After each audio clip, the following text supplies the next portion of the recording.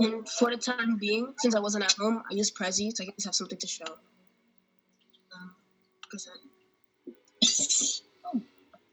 Okay. Good morning, everyone. My name is Megan Golding. I'm a junior at WHSAD, and this is my presentation about the reimagination of the Smallpox Memorial Hospital. So, in my presentation, I will include the history, location, project goals, natural features, climate circumstances, plans and elevations, and site analysis. Okay, so the history begins as as the Smallpox Memorial Hospital was created by architect James Renwick Jr. The original hospital only contained 100 beds. The hospital was finished in 1856 and located on Roosevelt Island, but during this time it is known as Blackman Island. The hospital had many different names, including the Wenwick Smallpox Hospital and Maternity and Charity Hospital Training School. Okay, location. The hospital was located on Roosevelt Island in Manhattan, New York City. Take the F to Roosevelt Island. And in 2017, when I was looking up pictures for the island, I found pictures of WHSAD students before I was here, how they went to the hospital. I think Justin's there, Hunter. Okay. Our goals for this project and this reconstruction of the hospital is to turn into a family center with an outside cafe and a garden for exploring. This space will be used for safe purposes and family-friendly purposes as well. And this is another idea we had. Another goal is to make this place accessible to the public and make a place where families can get together and reunite and have fun.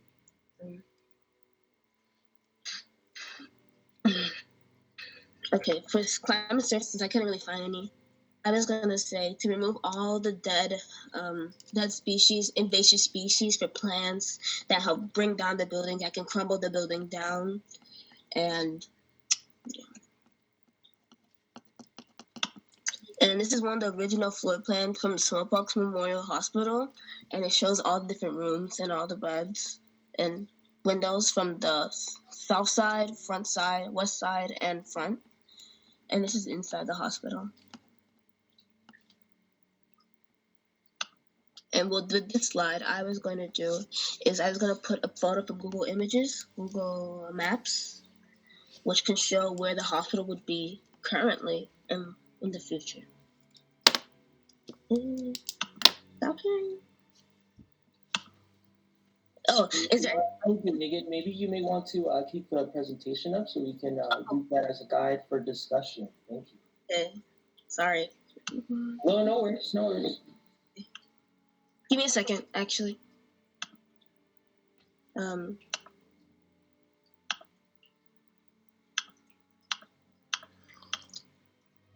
see it? My screen? Yes. Yeah. Oh, okay. Thanks. Okay. Megan. Yeah. Unless somebody wants to go first. Can you guys hear me? Can you hear me, Megan? Yeah, I can hear you. Okay. First, which program is that you're using? Prezi, because at home I couldn't use Google Docs. I wasn't at home. Perfect. No, perfect. Awesome. I love Prezi. Oh, okay. Prezi is amazing. Yeah, I was worried you wouldn't like it. No, Megan. One thing I'm going to say, how you start, I just don't let this get to your head, what I'm about to say to you. Okay, Megan? Please do not. I love how you are beginning this project in terms of just focusing on what's important about the substance, basically. You don't have certain things concrete yet, but you're in the developmental stage. And I love the way you started with the presentation, what you will add later on in this project, and the way you was transitioning back and forth, the way the scene was set up, like you go to table of contents, then you go to the history, location, project goals, climate circumstances, and I see that you're actually doing some research, and you're thinking about different parts, and you're staying focused on what you should do first and what you should do next, and as well as what comes later. and I like the way this is formatted, and I look forward to see how this project progresses, you and your team. So the only thing I might say is to definitely keep emailing your companies, keep them up to date. And are you able to share this? You definitely can share this with your. Yeah, I shared them. I just need to share you guys if you guys need. No problem. Yeah, please do. Please do. And just keep them in the loop. But yeah, I'm done. Yeah, good job starting off this project. Oh, okay. Megan, Yeah. you did good. Okay. All right, but top right site analysis. You spelled it. Oh yeah, I know. I put that. That's all. You did good. Thanks, William. What other comments do we have, William? She did really good. She explained the site well. Her presentation was on point. I don't really got anything bad to say.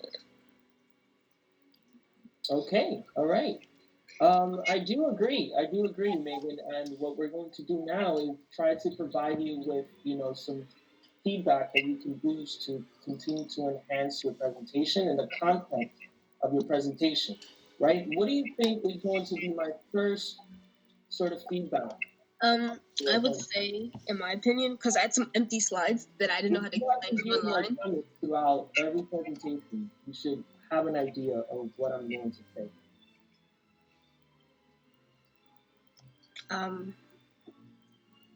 What do you think you're missing mostly on your presentation?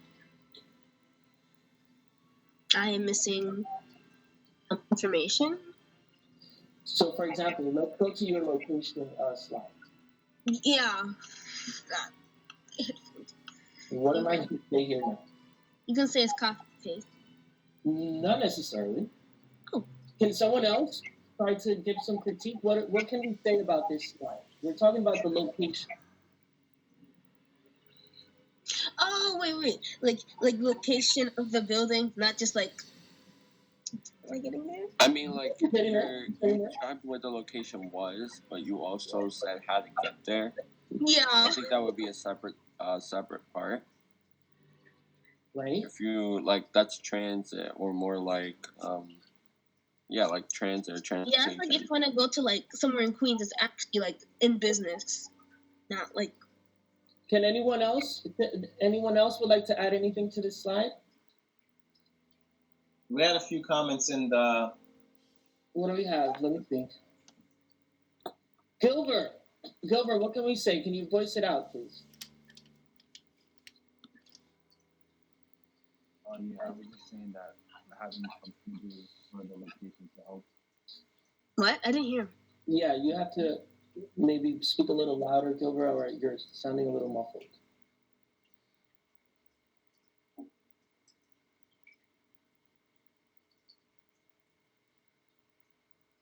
Is he there? Gilbert?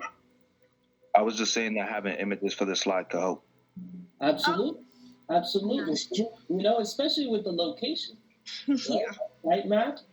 That seems sensible. Yeah. Okay. If you're talking about somewhere, you need a picture of it. Absolutely. This is where this is architecture and design. So a lot of our content in the presentations have to have visual aid. All right. It's about how you tell a story using visuals. Okay. Now you're putting in the right information, right? You're giving us sort of a sense of how we get there, right? And telling us where it's located. But as soon as we see these words, they have to be accompanied with the visual aid. All right. So let's move on to the next slide. Let's go to the other subtopic. For location? Yeah. Okay, so this is an example to show, like, just examples to you guys. Because apparently before I came, some of those seniors went to the hospital before, and I just included a picture there because that just popped up when I searched up. That's totally fine, and you're giving, it assists you with telling a story, and telling us, sort of the background of how long you've been involved in this project. So this is very helpful. I do find it helpful. Another thing here is that there's many other images that can showcase how the Smallpox Memorial Hospital looks like, right? So we may want to populate this with more images. Okay.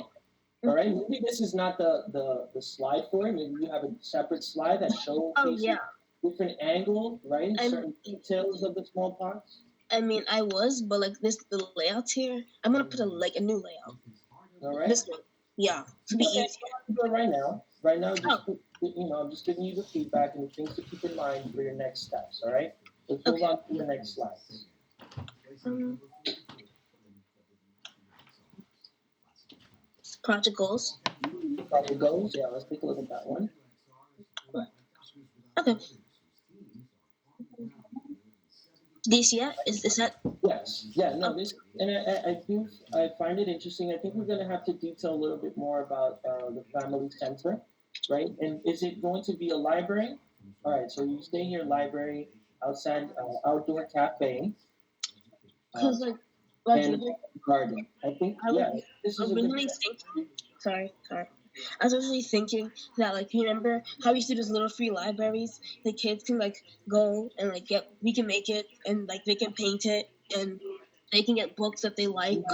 No, totally. I think even the Four Freedoms Park would be a great place to read. So I think it's a really good program for Smallpox Memorial Hospital. So I do look forward to seeing how this program develops. So we're going to be looking into children's library, outdoor cafes, and garden. Perfect. All right, let's go on. Oh, this is the second part. This is the two ideas that we had. Okay. All right. So this one is just The basic the goal of your project. Yeah. Right? Mm-hmm. But like for this one, it's just like the botanical garden first, actually. Hmm? You may want to say this first as your goal, and then you want to specify. Yeah, and then you want to specify how you're going to accomplish that through the program you're specifying. Right. Okay. So the goal is to make this accessible to the public and place for families, and this is how we're going to do it through a family, or community center. All right. Okay. Next. I have a screen recording, so I can just listen to all the things you asked. All right.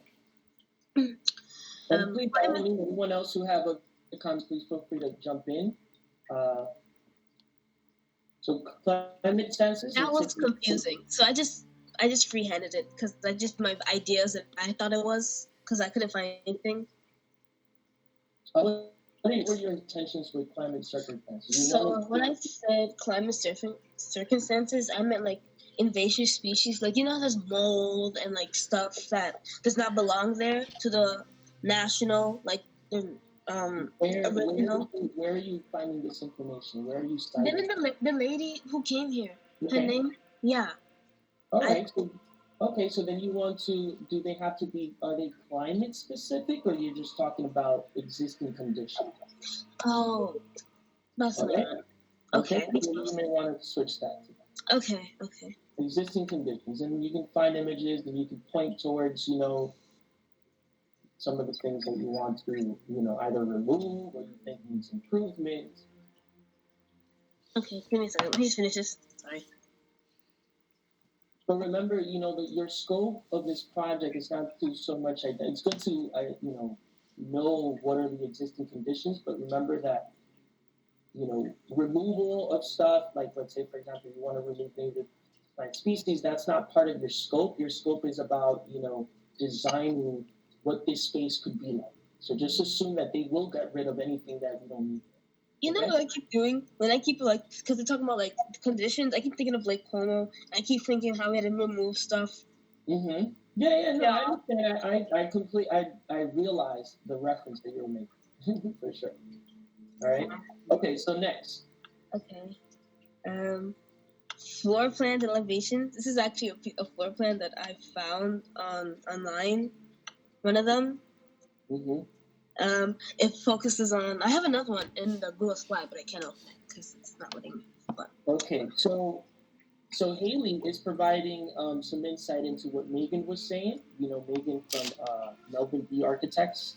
So she's saying here, Haley, you want to voice it out better? So I have notes from the presentation when Megan presented to us, and she said that for climate-wise, they're not too bad with the wind and the rain, but she said that it has to be resilient to flooding and rising sea levels, and for pumps to push water straight into the East River. That's what they're aiming for. Oh, so it won't get flooded and destroy the whole structure. Basically. Yeah. So that could help with like your climate or Yeah. So that's information that you may want to specify and also consider into your design proposal, right? So that means that maybe a lot of your programming in your family center can actually be elevated, right? And you can have this sort of garden underneath it, so like that could actually be flooded.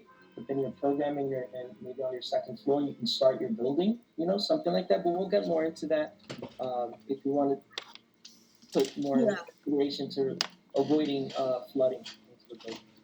All right, so is this a smallpox hospital? Can you specify what year this is, and have you looked at these drawings and elevations and compared it to how it actually looks today? Yeah, I can. Is my screen still sharing? Cause I was looking at it before I sent it. These are some of them, and this one right here, I saw a picture. Okay. So click on. Go up. Yeah. Roosevelt Island one. Roosevelt Island smallpox. I think it's the third one. Oh yeah. Yeah, right below. Oh no. Oh, okay. So then you go on the second row. The second on the second row. Second. Yeah, there you go. Click on that. Yeah. All right. So how do you compare this drawing, right, to the one that you have posted on your presentation? Okay, so this one, to be honest with you, it looks like more realistic. It actually looks like an actual drawing, because mine looks like a stock image, if we're going to be realistic. Yeah, copy paste this into your presentation right now. So you should take a look at and compare them. Okay. I mean, for Prezi, I had to download images, so I got to download this. All right, so this is why we have to be careful with the quick search, and clicking and pasting the first thing you see. You have to critically look at these drawings and make sense of them and see, all right, is this really the drawing? Or is it representative of Smallpox Memorial Hospital? I didn't tell you to delete that other one. I wanted you to compare those two drawings. Okay, sorry. Just compare them. So you paste them, right, paste the other one next to it. Oh, wait, let me make this smaller. Yeah. Sorry. Yeah. So sorry. You don't have to fit it into the circle. Oh. Just paste the other one, and then just put it right next to each other. I'll do this. So image. Okay. There it is. Perfect. Give me a second. Okay. Make it bigger, and then I want you to compare the elevation. I mean, the one I picked, the stock photo. It actually shows you like a little more elevations, like on the bottom, the different rooms and that type of thing. But like this one, even though it's like the front view, I'm assuming the north view, it looks like the most realistic. It actually looks like when the hospital was intact, when it was in. So moving forward, would you keep the one on the left, or you would change it? I would change it. Yeah, because it doesn't match. It doesn't match what it looks like. Yeah, it looks. Maybe this was the drawing of the smallpox hospital, but remember, there were smallpox hospital all around the country. Okay. You understand? So you have to be specific about Roosevelt Island Smallpox Memorial Hospital. Okay. Oh wait, I think I got that one. That's the one I got. I think in somewhere down south. I didn't look at it carefully. It was the one. That's what I wanted to highlight. You just have to, and this goes to everyone else, right? So when you're looking information, and especially when you're looking architectural drawings, you have to look at the existing photos and find the drawings that match. So you have to look at the architectural details of it and identify it on the site. All right. So I think that the one on the right is the correct elevation drawing for Roosevelt Islands Memorial Hospital. Okay, so I delete the one on the left. Yes, because it's not accurate and it's not representative of Roosevelt Island. Okay. Okay. All right. I think I'm done here. I'm sorry it took a while. No, it's okay. I appreciate it. Miss Bunton, Mr. Kestner, up to you guys. Oh God, Kestner's gonna flame me. Megan. Yes. Your first slide right there. Okay. There are two other names. There. Names. Oh God. Megan, listen to let me finish. Go back to the big view. Go back to the big view, okay? Yeah. I want you to email Mark and Daralee, and I want you to CC us on it and provide them with a share this presentation with them, okay? Oh, I did that already. I know I've seen Mark has some work done. Please collaborate, okay? If you put yours together with what he's got and what Daralee's got, you'll have a really strong presentation, okay? Have you been in contact with them? Mark left me on scene, but Darley tried, but she said she was busy. Okay, so you'll reconvene with them next week. Did you do this presentation on your own? I used from the table of contents and location they did, but the rest project goals, sign outs, and everything else I did because they didn't have that yet. But I couldn't use Google Docs at the moment because I wasn't at home and the computer that I was using did not allow me to. Okay, so on Monday, right, when we get back into the maker and everyone's there, you and Mark and Daralee are going to have a pretty robust planning session, okay? And you'll work out just one of the aspects of your slides and really go in depth, go thorough, okay? Here's what I need you to do. Go to the first slide. Oh, sorry. That's okay. Okay, table of contents, not context, right? Oh, thank you. That's fine. Yeah, you're welcome. There are a number of mechanical things and errors, and we'll go. You know what? Instead of going through all of them, and we'll just go through them on Monday. Okay. Okay. All right, so it's a good, like as Codio said, and Mr. Rodriguez was working through. It's a good initial presentation. I think if you start pulling Mark and Daralee in, you guys will be stronger for that. Okay, what we've been seeing in the presentations is that the collaborative feature makes for really strong presentations. So you're not carrying the whole load. Okay? Which is very overwhelming. It's very overwhelming for anyone. Okay? So I want you to feel good about yourself and the fact that you got this off the ground and you have something that you can move forward with. All right? And we'll come back to this on Monday, but that doesn't mean from now until then you can't do anything. All right? You can go over some of this stuff and add to it just like you did with Mr. Rodriguez, okay? Okay. See? Quick and painless, right? Okay.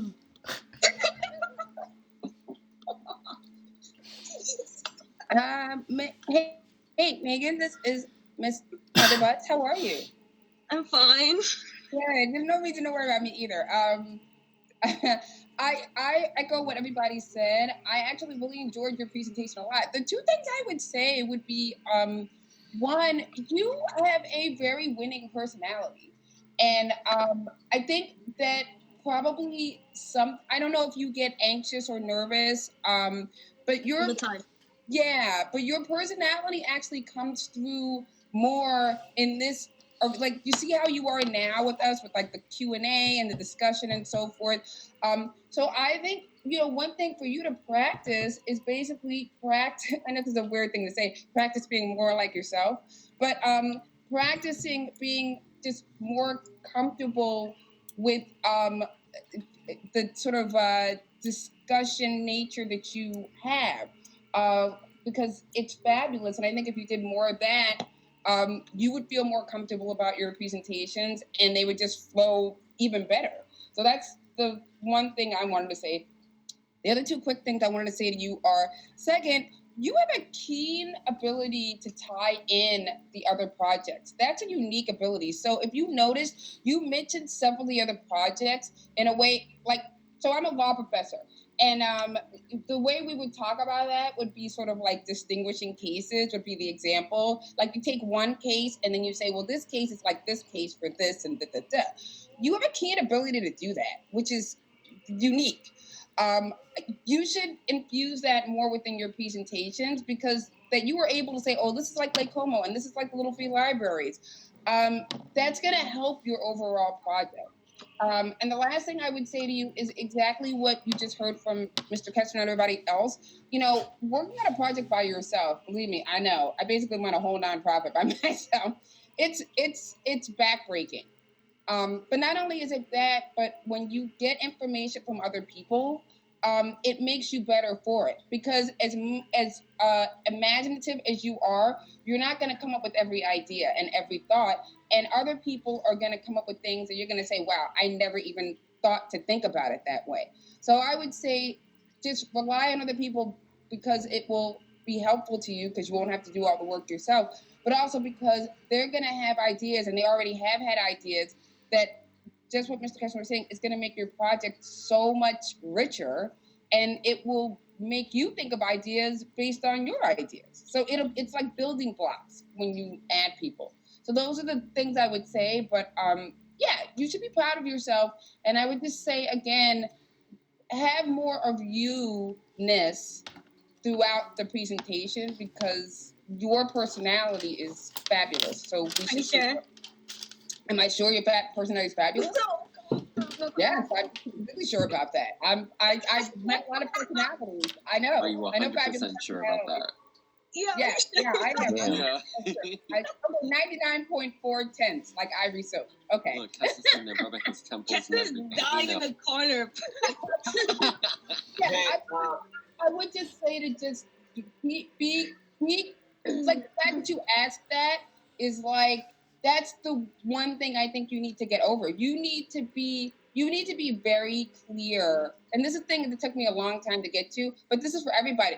You need to be very clear about your strengths and weaknesses in life, because if you're not, people will exploit the fact that you're not sure of them. And so, yes, you have a great personality. That is something you should be sure of. There's probably lots of other things. I don't know you well. There's probably lots of other things maybe you're not as great at, but your personality is winning. You need to be very clear about that. Because if you're not clear, other people will run over you in life because you're not clear about that. So, yes, be confident in that and then expand on that. That's a strength of yours. Make it a superpower strength that you have, okay? So that's what I got for you. And, keep doing the hard, good work that you're doing. Thank you. You're very welcome. Hey, Megan, you able to hear me? Yes. Yeah, I also added something on the chat. It's another resource that was provided to us. It was a website that spoke about more about the project, of course. Make sure you have everyone that's working on smallpox as well, so you get to actually see more knowledge about the smallpox hospital, but also you be able to gather information. So I believe this was a stock image that you wanted actually for the left wing and the right wing was added to the design. But in terms of one great things about this, it talks about smallpox, it talks about quarantine.